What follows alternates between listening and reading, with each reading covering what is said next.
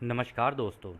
Law of one यानी एक का कानून, या कह लीजिए एक का ज्ञान, या कह लीजिए एक के तरीके, यह उसके 40वें सत्र का दूसरा भाग है।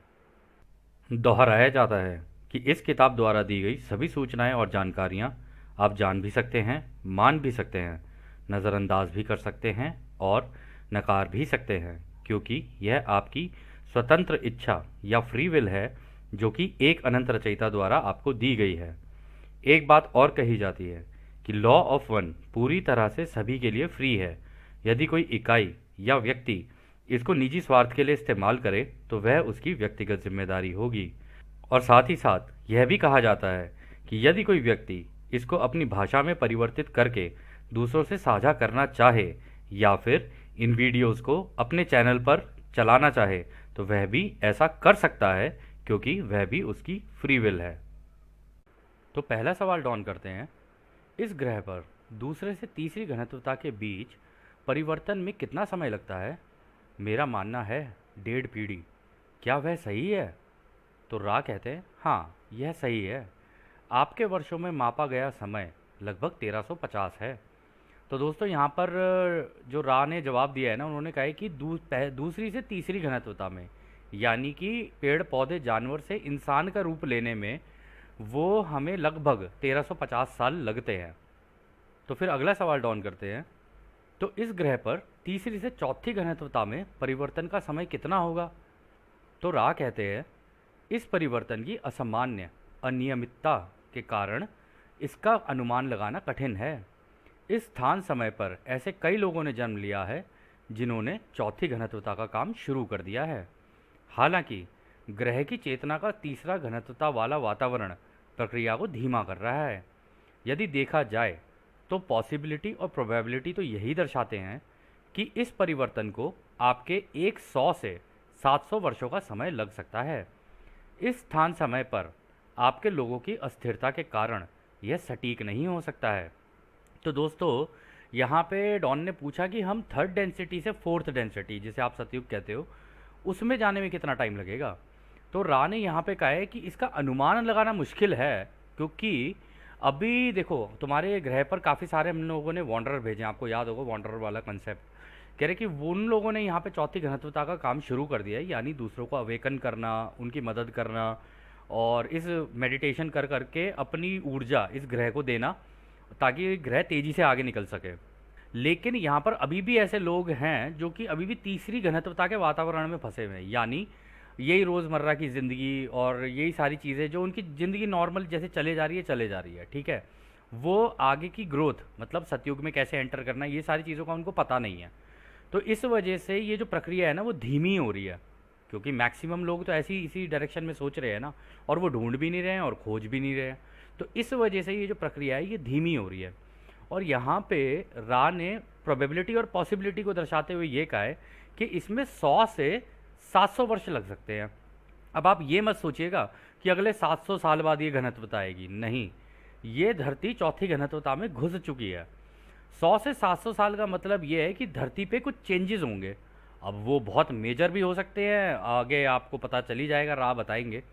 तो वो बहुत मेजर भी हो सकते हैं और ऐसा भी हो सकता है कि पूरी की पूरी धरती पलट जाए। अब जब पलटेगी तो इसका मतलब अपनी कन्फिग्रेशन चेंज करेगी।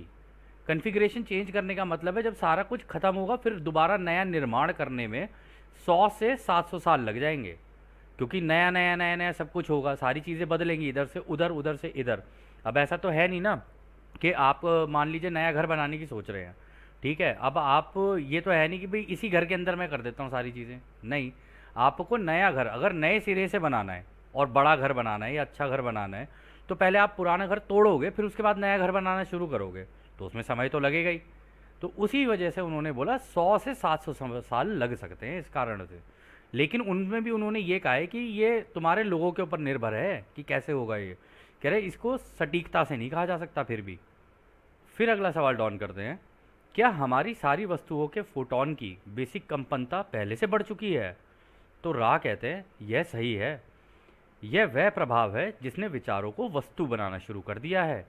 एक उदाहरण के रूप में आप देख सकते हैं कि क्रोध के विचार से भौतिक शरीर की उन कोशिकाओं में बदलाव होता है जो नियंत्रण से बाहर होकर कैंसर बन जाते हैं। तो दोस्तों यहाँ पर उन्होंने ये पहली बात तो ये बोला कि फोटॉन की बेसिक कंपनता पहले से बढ़ चुकी है। तो हम आपको ना एक फोटॉन की एक इमेज दिखाते हैं, आप ये इमेज देखिएगा।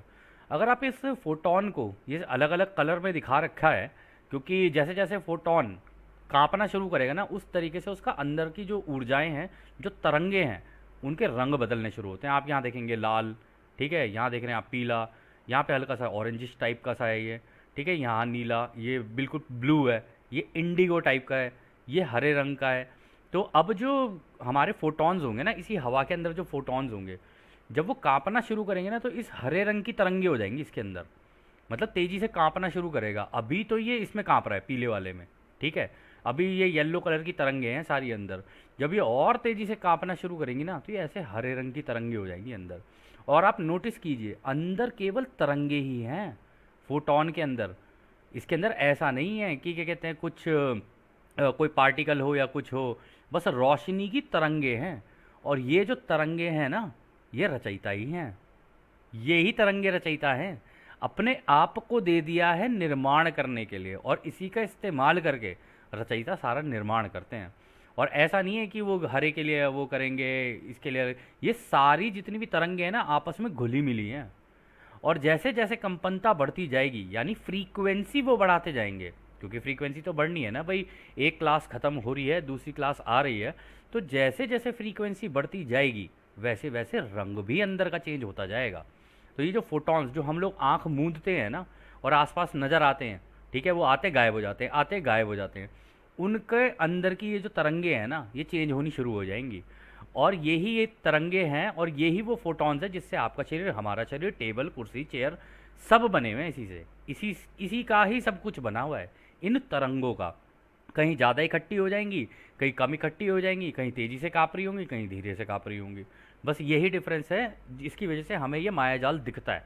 अदरवाइज़ ये जितनी चीज़ें आपको दिख रही है ना, ये सब के सब बहुत सारे फोटॉन एक जगह इकट्ठा होके वो दिखाती है आपको, वो दर्शाती हैं। तो यानी अगर आपकी सर के पीछे की अगर आपको चीज़ नहीं दिख रही है ना, जब तक आपकी नज़र घूम के उस तक पहुंचेगी, तब ये सारे फोटोन एक जगह पे कड़ कड़ कड़ कड़ करके, जैसे हम लोग बचपन में वो नहीं खेलते थे, पजल्स होती थी, इसको इधर जोड़, इसको इधर जोड़, इसको उधर जोड़, तब जाके एक हाथी बनता था बड़ा। इतनी तेज़ी से कोलैप्स करती हैं कि ये आपको चीज़ें दिखनी शुरू हो जाती हैं।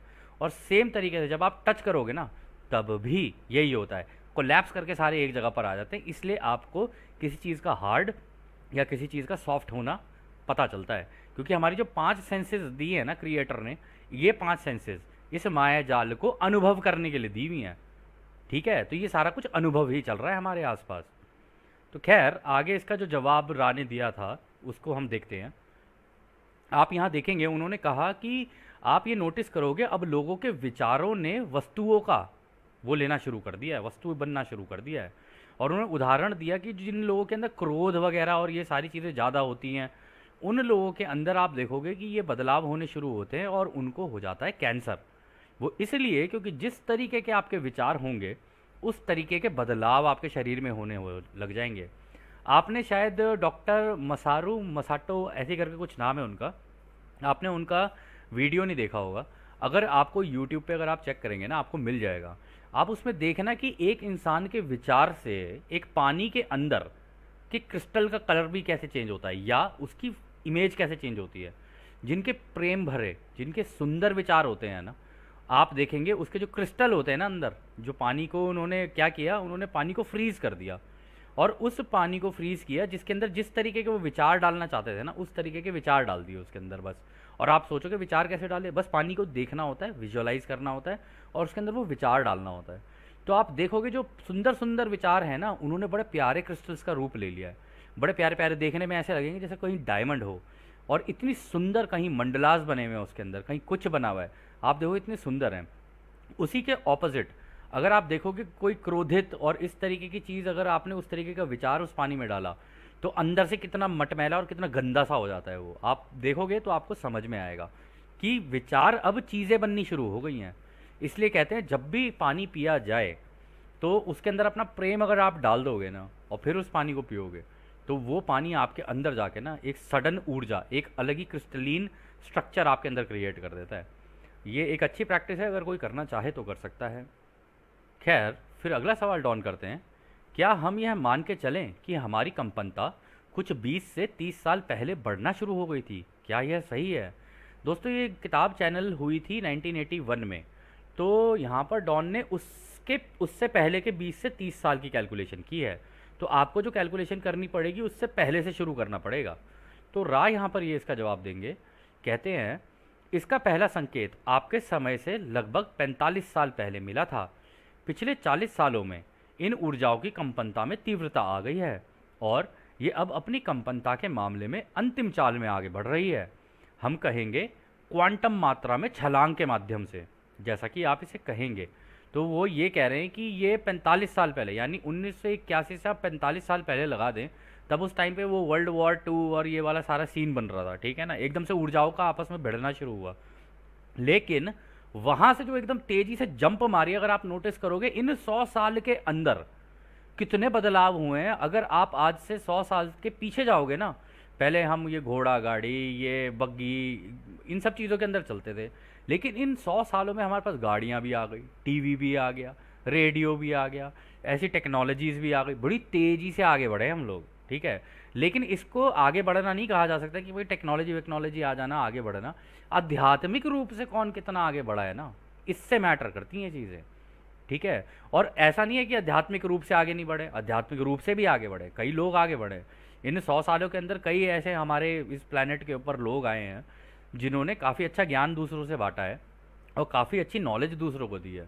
और अब जो नए आ रहे हैं, आप उनको देखोगे, वो जो पुरानी नॉलेज है, जो विजडम है, उसको उठा के, और जैसे लॉ ऑफ वन हो गई और इस तरीके के नई नई चीज़ें लेकर आ रहे हैं। क्योंकि जैसे जैसे बदलाव आएगा, नॉलेज में भी बदलाव आएगा, विजडम में भी बदलाव आएगा। पुराने ढर्रे पीछे रह जाएंगे और जो नई चीज़ें हैं वो टेक ओवर करेंगी। तो इस वजह से, और यहाँ पे उन्होंने कहा क्वांटम छलांग, यानी बहुत तेज़ी से छलांग हुई है और उस वजह से आप देखोगे कि बड़ी तेज़ी से चीज़ों में बदलाव आएगा। और इसकी वजह से अभी होने वाले टाइम में हो सकता है कई लोगों की टेलीपैथी एक्टिवेट हो जाए, कई इंडिगो चिल्ड्रंस अभी यहाँ पर पैदा होंगे, ठीक है, हुए हैं। और उनके आप बिहेवियर देखोगे, आजकल के बच्चों को आप बिहेवियर देख लो कैसा है। वो एकदम, मतलब जैसे हम सोचते हैं वो वैसे नहीं सोचते, वो बिल्कुल अलग तरीके से सोचते हैं। उन्हें फ्रीडम और ये सारी चीज़ें चाहिए होती हैं। तो उनका नेचुरल बिहेवियर या उनकी नेचुरल टेंडेंसी कुछ इस तरीके की है। तो ये जो क्वांटम छलांग लगी ना, ये इसी कारण लगी क्योंकि कंपनता तेजी से बढ़ गई एकदम से।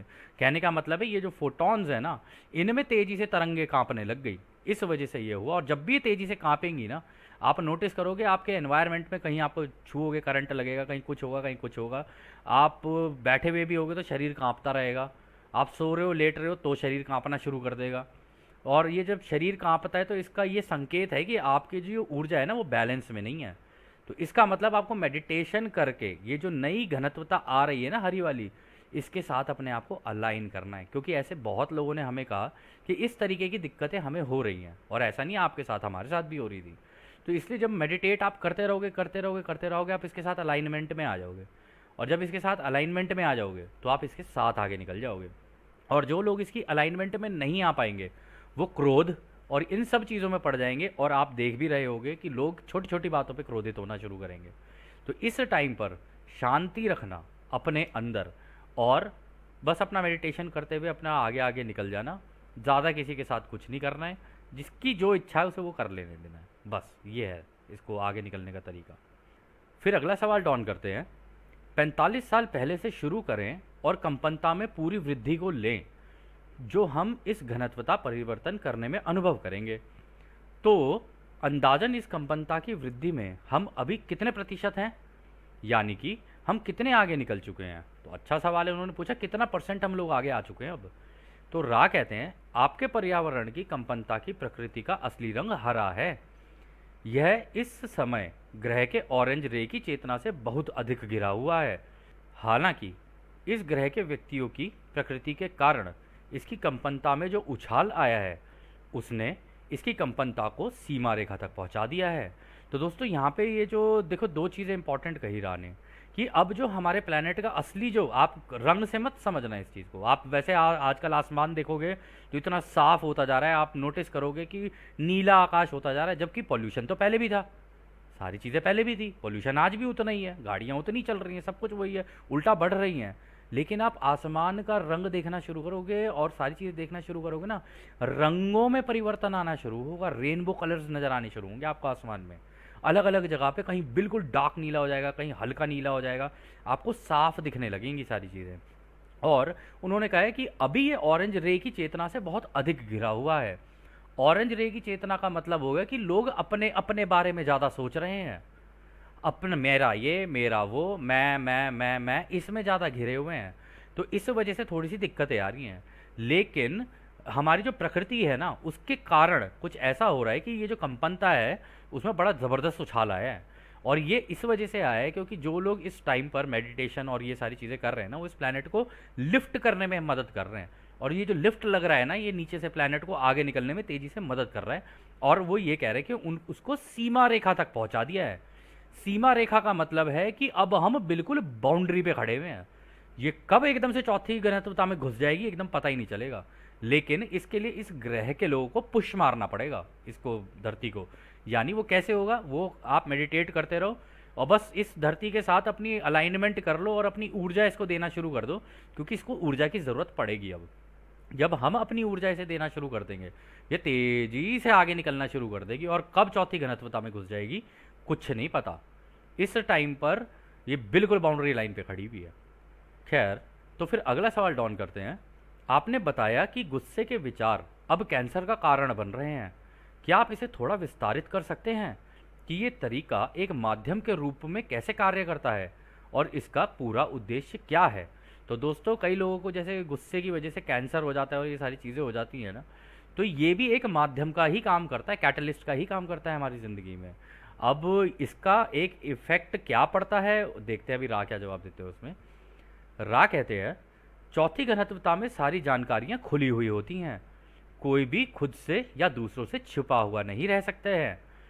कोई भी असंतुलन या विकृति जो कि विनाशकारी प्रकृति की होती है, वह दिखाई दे जाती है।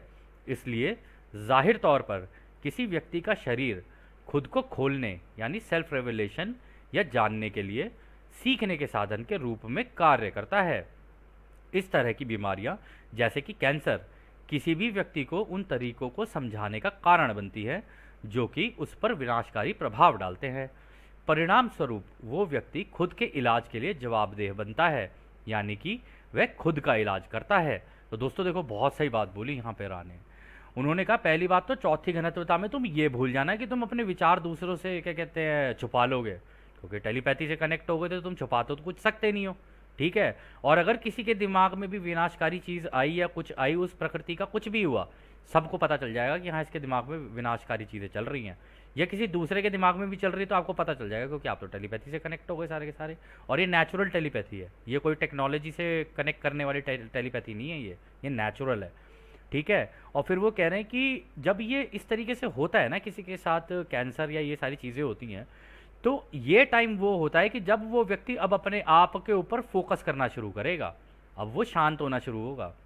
क्योंकि कैंसर की वजह से अब वो ये सोच रहा है कि यार मेरे को कैंसर हो गया है, अब मैं क्या करूं। जहां उसका गुस्सा था, इस तरीके की चीज़ें थी, वो एंग्री उस मोमेंट में रहता था, अब उसको शांत होना शुरू होना पड़ेगा। वो खुद ही शांत होगा, अपने ऊपर कार्य करेगा, और जितना अपने ऊपर कार्य करेगा तो जवाबदेही उसकी खुद की बन जाती है। वो कह रहे हैं ना, परिणाम स्वरूप वो व्यक्ति खुद के इलाज के लिए जवाबदेह बनता है, यानी कि खुद का इलाज करता है। हाँ जी, तो यहाँ पर वो ये कह रहे हैं कि देखो खुद का ही इलाज करेगा। और आपको एक एग्जाम्पल के तौर पे, उदाहरण के तौर पे हम बता देते हैं।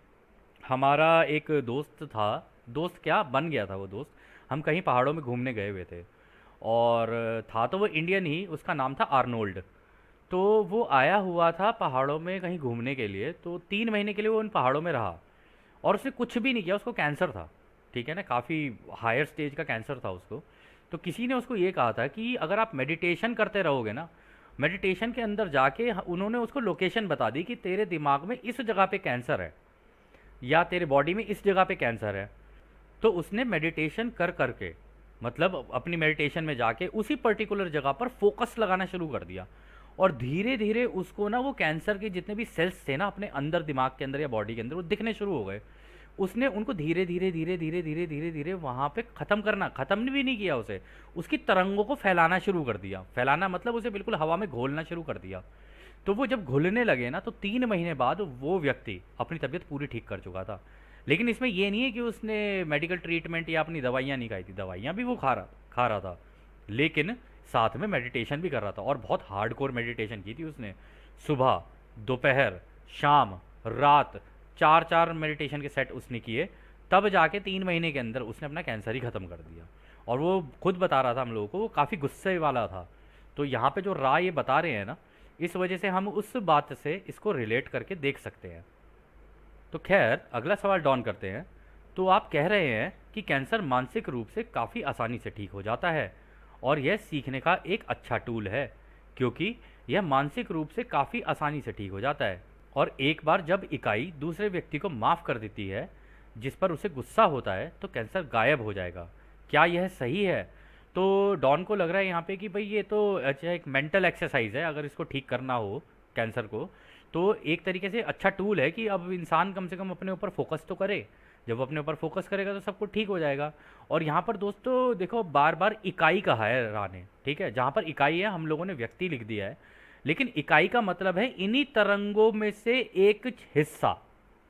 जब भी कोई एक हिस्सा, अब आप भी एक इकाई हैं, हम भी एक इकाई हैं, ये जो ग्रह है ये इन पूरी तरंगों की एक इकाई है, सूरज एक इकाई है, सब चीज़ें ना एक इकाई होती हैं, यानी एक हिस्सा, ठीक है। लेकिन हम लोगों ने आपकी आसानी के लिए यहाँ व्यक्ति लिख दिया है, तो आप इसे व्यक्ति ना समझकर इकाई ही समझें कि आप सब उस अनंत रचयिता की एक इकाई हैं, यानी इन तरंगों की एक इकाई हैं आप, ठीक है। तो यहाँ पर वो कहते हैं जब कोई इकाई दूसरे को माफ़ कर देगी, जब गुस्सा हो जिससे उसे गुस्सा है, यदि उसे माफ़ कर दे तो कैंसर गायब हो जाएगा। क्या ऐसा होता है? तो रा कहते हैं यह आंशिक रूप से सही है। उपचार के दूसरे भाग का संबंध खुद को माफ़ करने और खुद के लिए बहुत अधिक सम्मान से है। भोजन के मामलों में सावधानी बरतने से इसे आसानी से व्यक्त किया जा सकता है।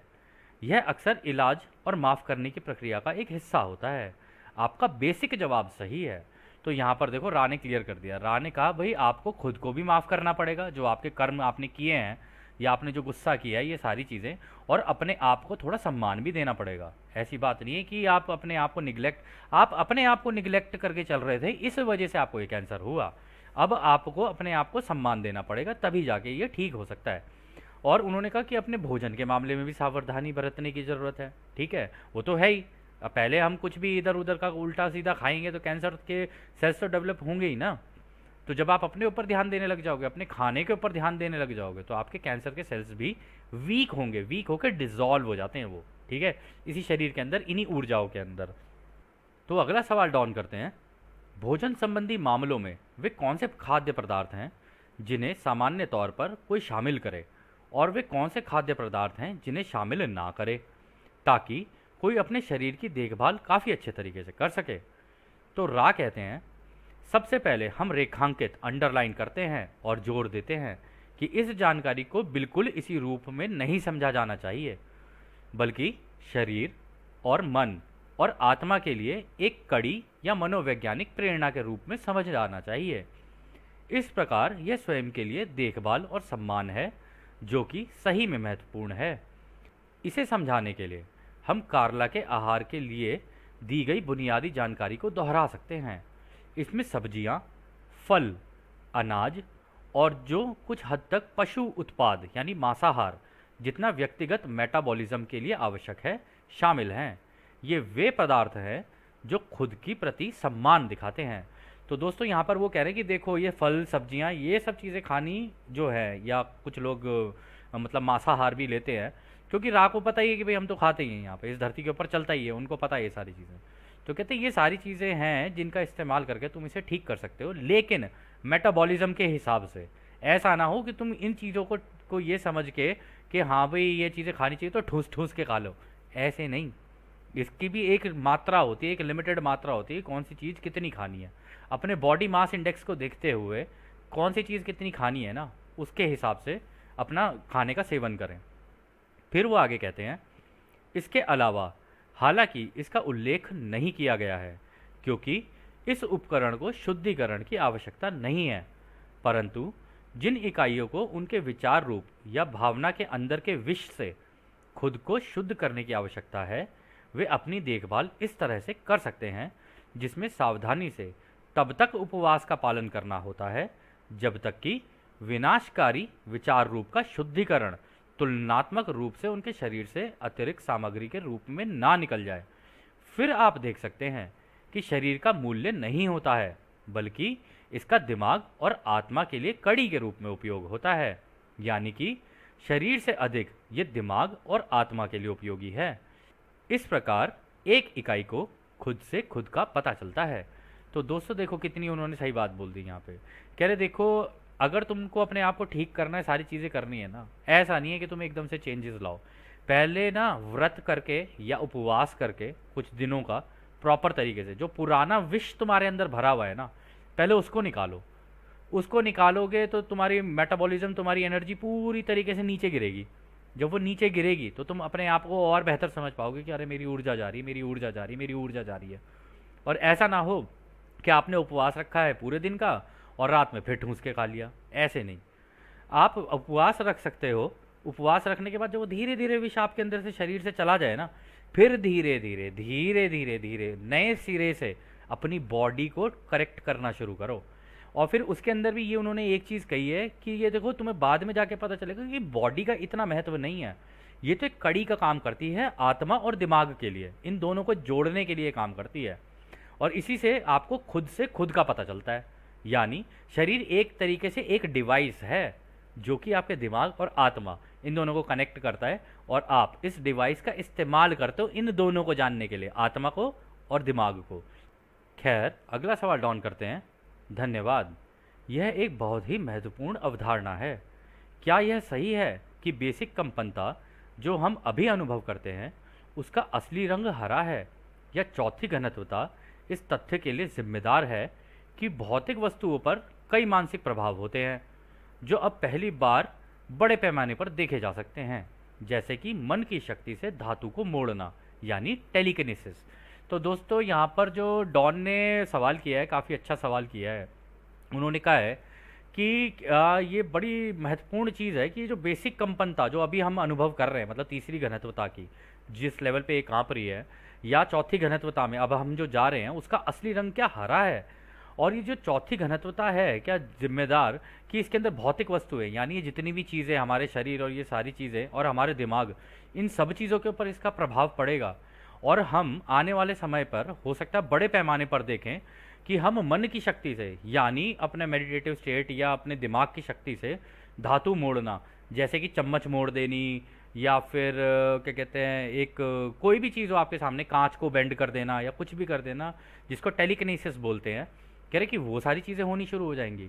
यदि आपको एक सीन याद हो, अगर आपने एक मूवी देखी हो जिसका नाम है मैट्रिक्स, हिंदी में उस मूवी का नाम है मायाजाल, तो उसमें एक छोटा बच्चा होता है और वो एक चम्मच उसके हाथ में होती है, और पीछे से जो हीरो होता है कियानू रीव्स, वो जो पीछे से आता है, तो वो उसको देख रहा होता है बच्चे को। बच्चा उस चम्मच की तरफ देख रहा होता है, उस चम्मच को झुका देता है।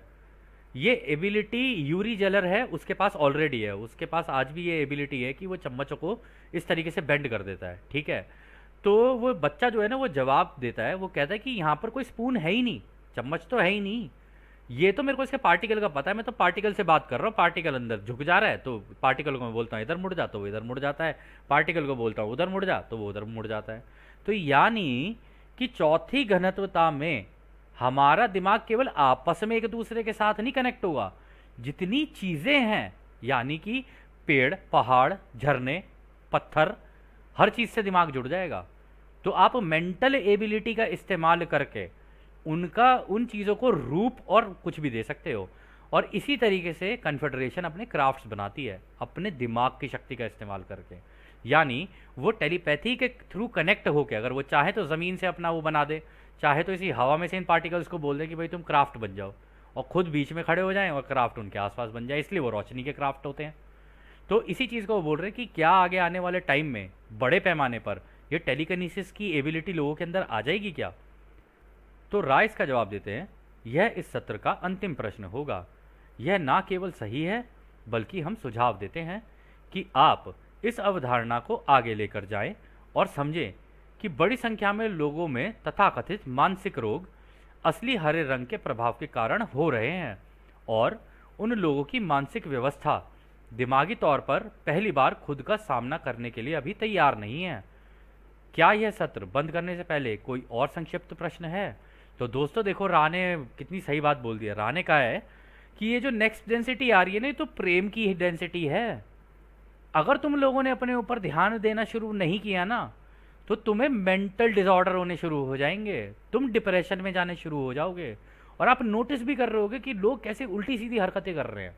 कोई किसी को कहीं भी मार देता है, कोई किसी के साथ कुछ भी कर देता है, कई लोग सुसाइड कर लेते हैं, कोई कुछ कर रहा है, कोई कुछ कर रहा है, छोटे बच्चे अजीब अजीब सी हरकतें कर रहे हैं, किसी के साथ कुछ हो रहा है। क्योंकि ये टाइम वो है जहाँ पे अपने आप को जानने को मिलेगा आपको। क्योंकि अब सारी चीज़ें धीरे धीरे खुलनी शुरू हो जाएंगी, और जितनी ज़्यादा खुलती जाएंगी उतना ज़्यादा आप अपने आप को जान पाओगे। और ये बिल्कुल परफेक्ट टाइम है कि अगर आप मेडिटेट करके अपने आप को जान सकते हो सकता है अगर आप और ज़्यादा मेडिटेट करो तो आपको टेलीकिनेसिस भी आ जाए, आपको टेलीपैथी भी आ जाए, आपको रिमोट व्यूइंग भी आ जाए, मतलब दूरदर्शिता भी आ जाए आपकी, जिसे दिव्य दृष्टि कहते हैं, वो भी आपकी एक्टिवेट हो जाए। आप चीज़ें बेंड करना शुरू कर दो, आप क्या कहते हैं ये, मतलब आप दिमाग से दिमाग में लोगों से बात करना शुरू कर दो, और हो सकता है लोगों के दिमाग पढ़ना शुरू कर दो। तो जैसे जैसे ये होता रहेगा, अगर आप इस कंपनता के साथ आगे बढ़े तो ये सारी एबिलिटीज़ आपके साथ आनी शुरू हो जाएंगी। लेकिन अगर आप नहीं बढ़े इसके साथ, तो आप राह बोल रहे हैं यहाँ पे, आप दिमागी तौर पर मानसिक रोग हो जाएंगे आप लोगों को, ठीक है, डिप्रेशन में चले जाओगे। इसलिए जितना नेगेटिव चीज़ें हों उनसे दूर रहने की कोशिश की जाए तो ज़्यादा बढ़िया, और अपने ऊपर फोकस किया जाए और दूसरों की मदद की जाए। ये ही वो तरीका है इस अगली घनत्वता में एंटर करने की। तो खैर, अगला सवाल फिर डॉन करते हैं। केवल 2 सवाल हैं। आपने अभी जो कहा उसके संबंध में, क्या वो लोग जो यहाँ जन्म लेंगे, जिनकी कंपनता वरिष्ठता की होगी और जिनका जन्म खुद की सेवा वाले रास्ते के लिए होगा, क्या उन्हें भी इस हरे किरण की कंपनता के कारण मानसिक रूप से काफ़ी दिक्कतें होंगी? तो रा कहते हैं, देखो ये सवाल पहले ये समझते हैं हम ये क्या कह रहे हैं। कह रहे हैं कि ऐसे तो हमारे ग्रह के ऊपर खुद की सेवा वाले रास्ते पर भी चलने वाले लोग हैं, और वो भी वरिष्ठता में, यानी वो पहले से ही चले आ रहे हैं इस तरीके से, मरते हैं वो फिर दोबारा यहाँ पे जन्म ले लेते हैं, लेकिन उनका रास्ता खुद की सेवा का है, ठीक है, और वो वरिष्ठता में है। अच्छा, यहाँ पर वरिष्ठता का जो मतलब हो रहा है वो ये है कि इस प्लेनेट पे इस टाइम पे उन लोगों ने जन्म ले रखा है जो अपनी कंपनता बढ़ाकर और अपने लेसन्स लेके तेजी से आगे निकल जाएं, या तो पॉजिटिव वाली साइड में या नेगेटिव वाली साइड में, ये दोनों के लिए एप्लीकेबल है। तो वो कह रहे, तो इसका मतलब डॉन को लगा कि इसका मतलब ये जो खुद की सेवा वाले रास्ते हैं पर जो चल रहे हैं, कह रहे उनको इसका मतलब मेंटल डिसऑर्डर और ये डिप्रेशन वगैरह ज़्यादा होंगी उनको दिक्कतें। तो राइस का जवाब देते हैं, यह गलत है, बल्कि यह वे संख्याएं हैं जिन्होंने खुद को विचलित, डिस्ट्रैक्ट किया है और इस परिवर्तन के लिए तैयार करने में असफल रहे हैं। फिर भी जो इसके प्रभाव के प्रति कुछ हद तक अति संवेदनशील हैं, वो प्रभावित हो सकते हैं। तो रा कह रहे हैं, नहीं, उन्होंने तो अपना रास्ता चुन रखा है, वो भी अपनी ऊर्जा को पूरा मेंटेन करके चल रहे हैं, खुद की सेवा वाली, वो भी अपने अंदर वो खुश हैं अंदर से, ठीक है ना, अपना जो काम कर रहे हैं उसको करते हुए वो खुश हैं। उस खुशी की वजह से ना उनको पावर मिले चली जा रही है और वो और तेजी से आगे जा रहे हैं। कह रही ये तो उनके ऊपर इम्पैक्ट करेगा जो अपने आप को ना तो इस रास्ते पे ला पाए और ना उस रास्ते पे ला पाए, ठीक है, जो बीच में झूल रहे हैं। कह रहे कि इस परिवर्तन को के साथ ना चल पाने में वो असफल हो रहे हैं, इस वजह से उनके साथ ऐसा होगा। वो अपने आप को डिस्ट्रैक्ट कर चुके हैं, ना तो दूसरों की सेवा ना खुद की सेवा, दोनों ही रास्तों से अपने आप को हटा चुके हैं। और जब अपने आप को इन दोनों ही रास्तों से हटा लिया है और अब बस खोए हुए हैं अपनी ज़िंदगी में, तो उनके साथ ये मेंटल डिसऑर्डर और ये डिप्रेशन और ये सारी चीज़ें उनके साथ होनी शुरू हो जाएंगी। और इसमें भी उन्होंने कहा है कि इसके प्रभाव के प्रति कुछ हद तक अति संवेदनशील हैं वो, यानी इसका जो प्रभाव है ना ऐसे लोगों के ऊपर ज़्यादा पड़ेगा जो इमोशनली वीक हैं बेसिकली, ठीक है। आप ये चीज़ सोच के चलना, इस टाइम पे ज़रूरत से ज़्यादा इमोशनल होना भी ख़राब है। एक संतुलन होना चाहिए कि यार इमोशनल भी है होना चाहिए और एक बैलेंस भी होना चाहिए प्रैक्टिकलिटी का भी। तो दोनों का जो संतुलन बना के चलेगा ना वो ठीक है। ज़रूरत से ज़्यादा इमोशनल व्यक्ति भी इसके लपेटे में आएगा, यानी ज़रूरत से ज़्यादा इमोशनल व्यक्ति भी मेंटल डिसऑर्डर या डिप्रेशन के अंदर जा सकता है, क्योंकि उसे दुख होगा कि मुझे ये नहीं मिल रहा, मुझे वो नहीं मिल रहा, मुझे ये नहीं मिल रहा, मुझे वो नहीं मिल रहा है। वो परेशान होना शुरू होगा और उसकी वजह से उसे डिप्रेशन होगा। और ये चीज़ आप आजकल के बच्चों के अंदर देख रहे होगे कि उन्हें अगर उनके हाथ से फ़ोन छीन लोगे वो परेशान होना शुरू हो जाते हैं। उन्हें अगर आप टीवी नहीं देखने दोगे वो फिर परेशान होना शुरू हो जाते हैं। तो इस तरीके की चीज़ों में हमें बच्चों को भी बचपन से ही आदत डालनी पड़ेगी कि उनको थोड़ी देर अपने साथ बैठा लिया, मेडिटेट करा लिया, उन्हें बोला बस कुछ नहीं, आंखें बंद कर लो और सोचो कि भाई ये लाइट है, इस लाइट को देखते रहो, इस लाइट के अंदर अंदर अंदर अंदर जाना है। जैसे बच्चों को, छोटे बच्चों को सिखाया जाता है। तो अगर आप ऐसे भी अगर प्रैक्टिस अगर कोई करना चाहे तो कर सकता है। तो फिर अगला सवाल, जो आखिरी सवाल डॉन करते हैं। धन्यवाद। मैं बस पूछूंगा कि क्या ऐसा कुछ है जो कार्ला को अधिक आरामदायक बनाने या संपर्क में सुधार करने के लिए कर सकते हैं? तो रा कहते हैं, कार्ला ठीक है और आप कर्तव्यनिष्ठ हैं। साज सामान के कारण कार्ला के शरीर को गर्माहट से अधिक आराम मिलता है। हम रा हैं, हम आपको, हमारे दोस्तों को एक अनंत रचयिता के प्रेम और रोशनी में छोड़ते हैं। आगे बढ़ो, फिर एक अनंत रचयिता की शक्ति और शांति में आनंदित रहो। आडोनय। तो दोस्तों, यह सत्र भी अब यहीं समाप्त होता है। और जैसा कि रा ने कहा, अब हम भी आपको उस एक अनंत रचयिता के प्रेम, उसकी रोशनी, उसकी शक्ति और उसकी शांति में छोड़कर चलते हैं। आद ने हमारे दोस्तों, आद ने वासु बुरागस। धन्यवाद।